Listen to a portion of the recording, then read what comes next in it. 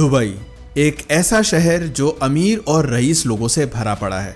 यहाँ रहने वाले शेखों की शान और शौकत का मुकाबला कोई नहीं कर सकता। इस शहर में चारों ओर गगनचुंबी इमारतें, शानदार होटल्स और सड़कों पर सरपट दौड़ती लग्जरी कार्स नजर आएंगी। दुबई में लोग गोल्ड सिर्फ पहनते ही नहीं है बल्कि खाते भी हैं, और कई शेख तो टॉयलेट पेपर भी गोल्ड से बना हुआ ही यूज करते हैं। लेकिन क्या दुबई वाकई में ऐसा शहर है जैसा नजर आता है? क्या आने वाले सालों में भी दुबई इतना ही शानदार और चमकता हुआ नजर आएगा? जब तेल खत्म हो जाएगा तब दुबई का क्या होगा? क्या आने वाले कुछ सालों में दुबई पूरी तरह से बर्बाद हो जाएगा?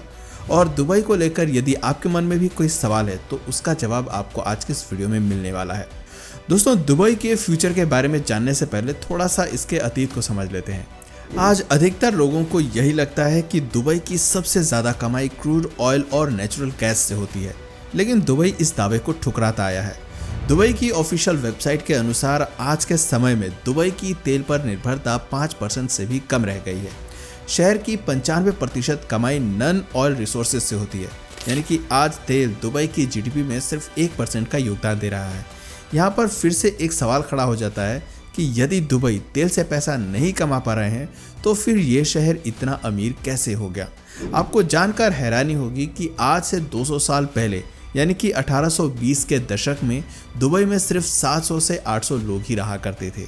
वे सभी लोग समुद्र में मछली पकड़ने का काम करते थे और उसी के जरिए अपना जीवन यापन करते थे। उस दौर में दुबई पर अबू धाबी का शासन हुआ करता था। बाद में एक कबीले के लोगों ने अपनी आज़ादी के हक में आवाज़ उठाई।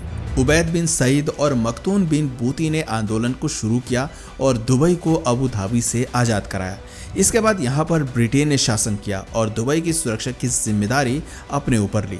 1901 में दुबई ने मिडिल ईस्ट में पहला ऐसा पोर्ट खोला जहां पर कोई टैक्स या इंपोर्ट ड्यूटी नहीं वसूली जाती थी।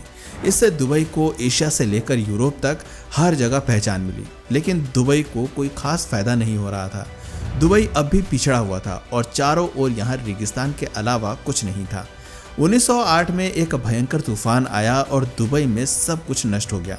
कई लोगों की जान चली गई जो मछली पकड़ने का काम किया करते थे। 1929 में हालत बद से बदतर हो गए। ग्रेट डिप्रेशन का असर दुबई में भी देखने को मिला। साल 1938 में जब सऊदी में तेल की खोज हुई तो पूरी दुनिया का ध्यान सिर्फ सऊदी अरब की ओर गया।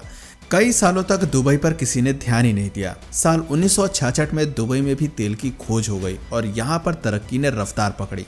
दुबई में धीरे धीरे पैसा आने लगा। इसके बाद दुबई, अबू धाबी और शारजहां सहित 7 अमीरातों ने मिलकर यूएई का निर्माण किया और एक दूसरे को सपोर्ट करने लगे। दुबई में तेल के भंडार तो मिले थे, लेकिन वो इतने ज़्यादा नहीं थे। ऐसे में अबू धाबी ने दुबई में इन्वेस्ट करना शुरू किया। दुबई में इंफ्रास्ट्रक्चर, रेल, रोड और नेटवर्क का विस्तार होने लगा।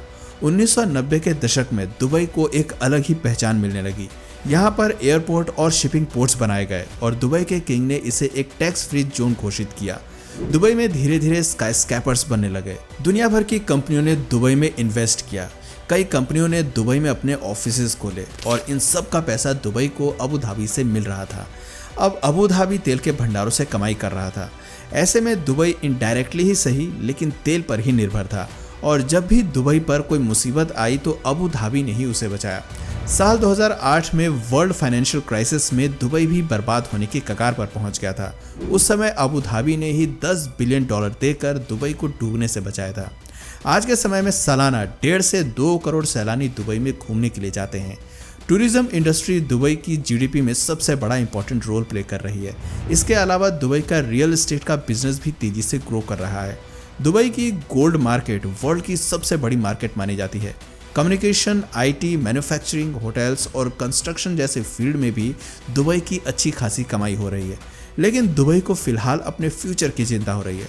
दुबई सिर्फ टूरिज्म इंडस्ट्री पर डिपेंडेंट रहना नहीं चाहता है और यही वजह है कि दुबई में कई विशाल प्रोजेक्ट्स का निर्माण किया जा रहा है। और इस बार दुबई हर कदम बहुत प्लानिंग के साथ आगे बढ़ा रहा है, क्योंकि साल 2000 के दशक में दुबई में बिलियंस ऑफ डॉलर्स के कई प्रोजेक्ट्स पूरी तरह से फ्लॉप साबित हुए थे। इनमें पाम जेबेल अली और पाम दियारा आइलैंड शामिल थे। इस बार दुबई वो गलती दोहराना नहीं चाहता। इसके अलावा 2021 में हुआ दुबई एक्सपो भी एक सुपर फेलियर साबित हुआ था। पिछले कई दशक से दुबई इस एक्सपो की तैयारी कर रहा था। दुबई को उम्मीद थी कि इस एक्सपो से वो दुनिया भर की कंपनियों को निवेश के लिए आकर्षित करेगा, लेकिन ये एक्सपो सिर्फ एक टूरिज्म स्टंट साबित हुआ और उम्मीद से 57% कम इन्वेस्टमेंट दुबई को मिली। दुबई में एक समय पर रियल एस्टेट मार्केट डूबने लगी थी। 2010 में 10 करोड़ रुपए में खरीदी गई जगह की कीमत एक दशक में घटकर 4 करोड़ रह गई थी। दुबई में ओवर सप्लाई देखने को मिली।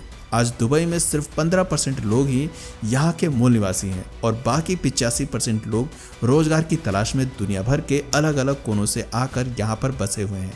दुबई को लगता है कि यदि वो अच्छा इंफ्रास्ट्रक्चर, बिल्डिंग सोसाइटी और सिटी बना देगा तो लोग अपने आप वहाँ पे रहने आ जाएंगे।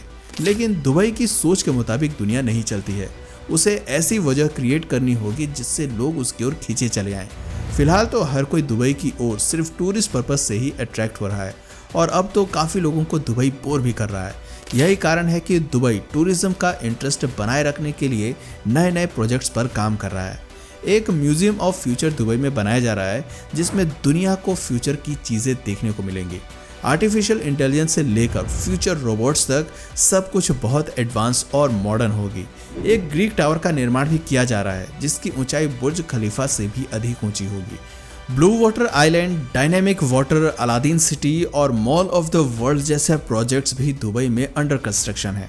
पिछले 2 सालों में एक बार फिर से दुबई की रियल एस्टेट में तेजी देखने को मिली है। रूस यूक्रेन युद्ध से भी दुबई को फायदा हुआ है क्योंकि दोनों देशों के कई मिलियनियर्स और बिलियनियर्स ने अपना देश छोड़कर दुबई में रहना शुरू कर दिया है। लेकिन इस फेज को टेम्पररी बताया जा रहा है और उम्मीद है कि हालत सामान्य होने पर बिजनेसमैन दोबारा से दुबई की मार्केट से अपना पैसा बाहर निकाल लेंगे। दुबई को समय के साथ साथ अपनी फॉरेन पॉलिसी में भी बदलाव करना होगा। फिलहाल तो दुबई के सभी विदेशी फैसले यूएई की सरकार और अबू धाबी द्वारा ही लिए जाते हैं। दुबई कुछ समय से ईरान और अन्य एंटी सऊदी कंट्रीज के निशाने पर है। ईरान कई बार दुबई को धमकियां दे चुका है। दुबई में लॉ एंड ऑर्डर भी काफ़ी स्ट्रिक्ट है और ये चीज़ लोगों को पसंद भी आती है। यहाँ पर महिलाएं सुरक्षित हैं और उनके ऊपर सऊदी अरब की तरफ पाबंदियां भी नहीं लगाई हुई हैं। ऐसे में मुमकिन है कि अन्य गल्फ कंट्रीज़ के लोग दुबई शिफ्ट होना शुरू कर देंगे। एक और चीज़ जो दुबई को खास बनाती है वो है इसकी ज़ीरो इनकम टैक्स पॉलिसी। लेकिन अपनी इस पॉलिसी को दुबई लंबे समय तक बरकरार नहीं रख पाएगा। सिर्फ नागरिकों को और पर्यटकों को खुश करना ही काफ़ी नहीं होता। एक शहर या देश को चलाने के लिए फंड की ज़रूरत होती है और टैक्स किसी भी देश का इनकम का सबसे बड़ा रेवेन्यू सोर्स होता है। 2023 में दुबई में इनकम टैक्स लागू करने की खबरें भी सामने आई थी, लेकिन अभी तक उन पर कोई अंतिम फैसला नहीं लिया गया है। भले ही इनकम टैक्स का रेट कम रखें, लेकिन मिनिमम टैक्स दुबई को अपने नागरिकों से लेना ही चाहिए। साथ ही दुबई एक एजुकेशन हब बनाने की भी प्लानिंग कर रहा है। आज हायर एजुकेशन के लिए अधिकतर युवाओं की पसंद अमेरिका, ऑस्ट्रेलिया, कनाडा और इंग्लैंड होती है। दुबई ने यदि शानदार एजुकेशन हब तैयार कर लिया तो हर साल लाखों स्टूडेंट्स यहाँ पर पढ़ने के लिए आ सकते हैं, जिससे इस देश के जीडीपी को बूम मिलेगा और दुबई की फ्यूचर की चिंता आसानी से दूर हो जाएगी। तो दोस्तों, दुबई का ये फ्यूचर फिलहाल काफ़ी अनसर्टेन है, लेकिन आने वाले कुछ सालों में दुबई बजट बनाकर एक प्रॉपर प्लानिंग के साथ सभी काम करे तो चीज़ें आसानी से सॉल्व हो सकती हैं। आपको क्या लगता है, दुबई को ऑयल और टूरिज्म के अलावा किन किन सेक्टर्स पर ध्यान देने की ज़रूरत है? अपने विचार हमें कमेंट सेक्शन में ज़रूर बताएं। और अगर इस वीडियो से आपको कुछ नया जानने या सीखने को मिला या फिर इंटरेस्टिंग लगा तो प्लीज़ इस वीडियो को एक लाइक करके अपने फ्रेंड्स और फैमिली में से ज़रूर शेयर करें। और यदि आप इस चैनल पर नए हैं तो प्लीज़ इस चैनल को सब्सक्राइब करके बेल नोटिफिकेशन आइकन को ऑन कर लीजिए ताकि हमारे आने वाले वीडियोज़ आप मिस न करें। मिलते हैं फिर किसी वीडियो में नए टॉपिक के साथ, तब तक के लिए नमस्कार।